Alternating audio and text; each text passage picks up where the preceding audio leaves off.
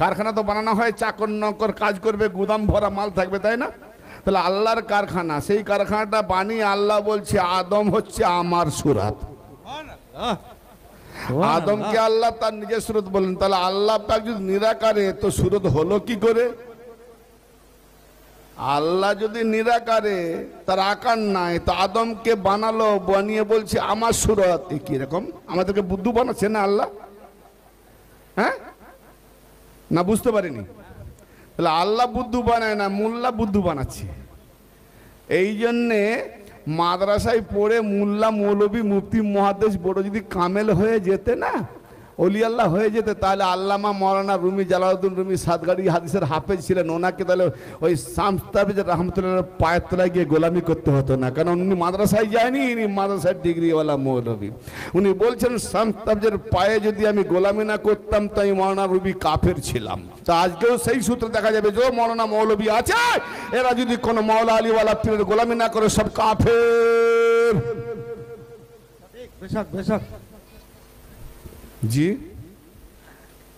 আল্লাহর ভেদ কেতাবে পাবে, আল্লাহর রহস্য খোলাখুলি কেতাবে পাবে।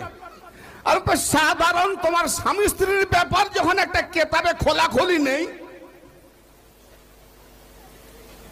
আর আল্লাহর ভেদ তুমি একদম কেতাবে পেয়ে যাবে। আল্লাহ কত গুপ্ত, স্বামী স্ত্রী অত গুপ্ত নয়। আল্লাহ কত গোপন গুপ্ত। তাহলে এই গুপ্ত আল্লাহর রহস্য ভেদ তোমার মধ্যেই বিরাজ করছে, তোমাকেই দেখিয়ে দেবে যদি কামেল মুর্শিদ হয়। আমার কথা বুঝতে পারছেন ভাই? তো ব্রাদার মিল্লাত,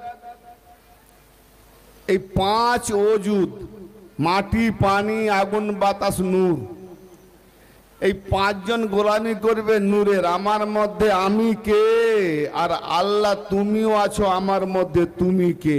2 যখন থাকবে শিরক, একজনকে মেটাতে হবে। যদি আল্লাহকে মেটাও তুমি হবে কাফের শয়তান, আর যদি নিজেকে মেটাও আল্লাহকে স্থাপিত করো তাহলে হবে মুমিন। এই জন্য কামেল পীরের দরকার আছে, যার পীর নাই তার পীর শয়তান।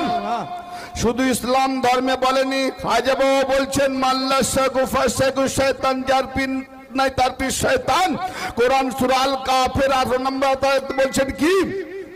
17 নম্বর আয়াতে বলছে মাইয়াহদিল্লাহু ফাহুয়াল মুহতাদি ওয়া মান ইউদ্লিল ফালান তাজিদ লাহু ওয়ালিয়াম মুরশিদা। আল্লাহ যাকে হেদায়েত করে সেই হয় হেদায়েত প্রাপ্ত, আর আল্লাহ যাকে গুমরাহ করে, হেদায়েত করে না গুমরাহ করে, তার নসিবে পায় না, সে তার নসিবে জোটে না কোনো ওলি মুর্শিদ।